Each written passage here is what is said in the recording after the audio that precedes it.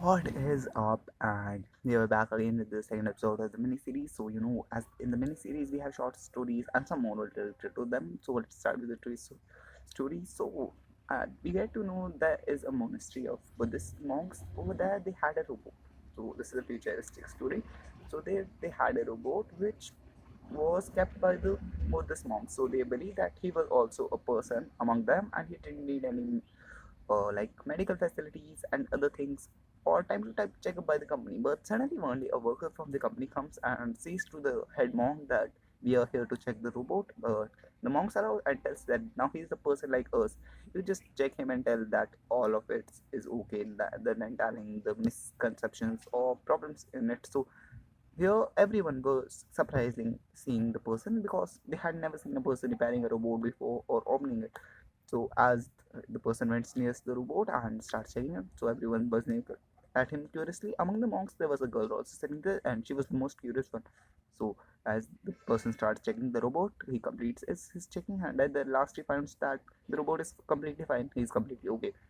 So and he gives the report. After the report has been over, the robot, the initial robot which has been to be checked. So the report says that there was no any demand for the checking from the Buddhist monk side on neitherly there is going on a company survey and neither someone from here has called you. So why are you here to check me? So now the person who had came to check the robot are now surprised that why is the robot asking so many questions. So the monk tells that now he is also a person among us and he talks like us and generally like that. And the person gets angry that how is the robot is talking to me like that. So the girl stood up and said, "You may check him again." And the boy is not frustrated that these people are thinking that I mischecked or something like that. So he checks him again and finds that the robot is absolutely fine, no mechanical error, no technological error on him. So yeah, this was there. Now the person had back to his home. While leaving from the monastery, the monks apologized that we would think that he would be happy seeing that the robot has adopted the human measures and living like humans only. But he got angry and we apologized for that. Now, as the past moves on, one day at the person's side, where the man has gone for the repairment, that man plays a woman visitors with a robot dog. And she asks him to repair it, but the man denies. He says that there are many stores which will repair this kind of toys, and I just repair special kind of robots and something like that. And then the girl says that no, it's too late at the night and I can't live without the dog, and so you could please repair it and fix it. So the person takes him the dog inside and was not willing to. So he damages one of his chip and just threw it out and say that it wouldn't be functionable. So the girl throws it into the dustbin and went away from them.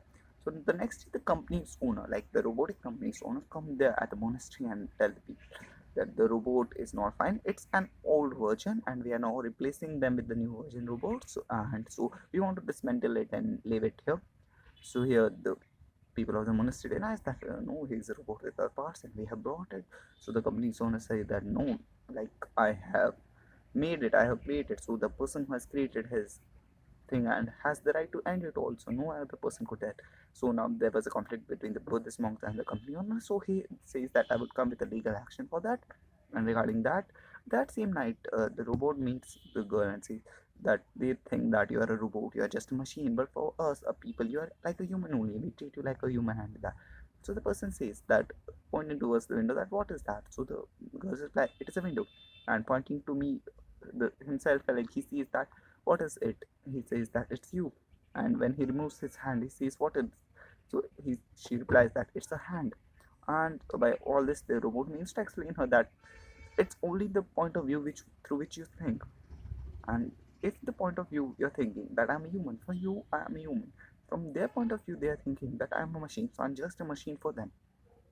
So here the robot explains that we should not only live for ourselves, we should also live for others. So here, at the next day, when the company's owner come with the courts order that they could dismantle it because they had created it. So here you get to know that the monks would be refunded their money and the robot had to be taken. But the robot sits in front of the Buddhist statue and says that due to me, no one over here should be harmed. And so he on his own dismantles himself and destroys. So here when the boys goes and check there, that he knows that the robot has self-destructed himself. Now the boys get to know that we should not always live for ourselves only. We should also live for other people only. So he went back to the dustbin, takes out the robot dog, and cuts on his own hand.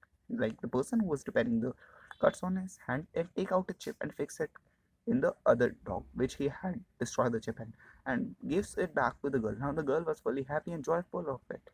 So here we get to know that the technologically advanced robot which the company owner was talking about, the human-like robots. But now that human-like robots were actually robots. They were made to function only according to do human work. No other emotional attachments or no listening, something like that. But now, due to that inspirational message from the other robot, then the technological robot was also fine and get to know. So the emotions should be learned, and we should not only always think about ourselves, we should also think about other people and regarding more that. So that was for today's talk. And if you like it, like the button, and if you're seeing it for the first time, hit the subscribe button and do comment me any suggestion down at the comment box. Thanks.